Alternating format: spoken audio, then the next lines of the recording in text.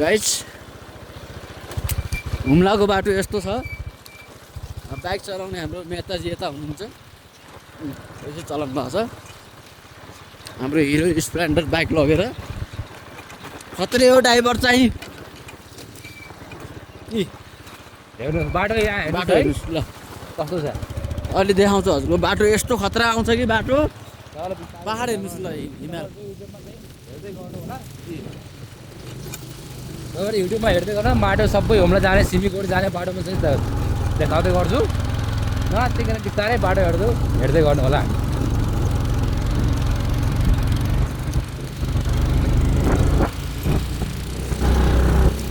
वाह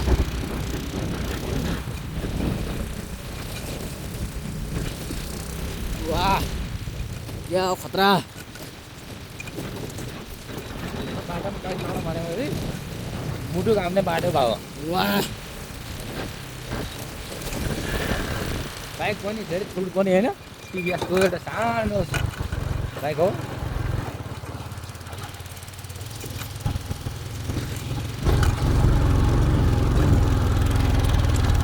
वाह गाइस घर हेर्नुहोस् ल घर।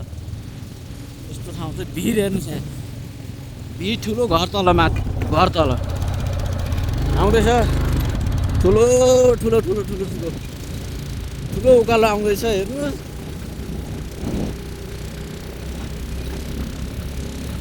वाह हिमाल हेर्नुहोस् तारी हिमाल। बिस्तारै तपाईँलाई हिमाल देखाउँदै गर्छु। तपाईँहरू म सर्ट भिडियो हाल्छु काटेर। पुग्न चाहिँ 2 घन्टा पुगिन्छ, लगभग 2.5 घन्टामा यहाँबाट। हान्यो एक गेर, हान्यो एक गेर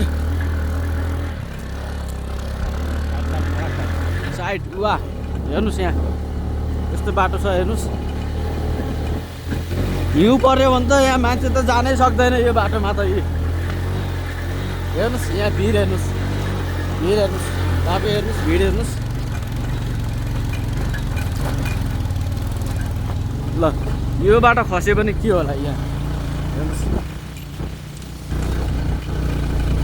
हेर्नुहोस् हेर्नुहोस्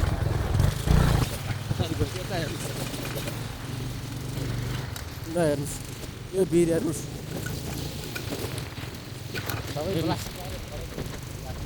क्यामेरा पनि हल्लिएको छ, राम्रोसँग आएको छैन हेर्नुहोस्। आएको जतिले हेर्नुहोस्। नेपालको बाटो हेर्नुहोस् सेतो देखाइरहेको छ।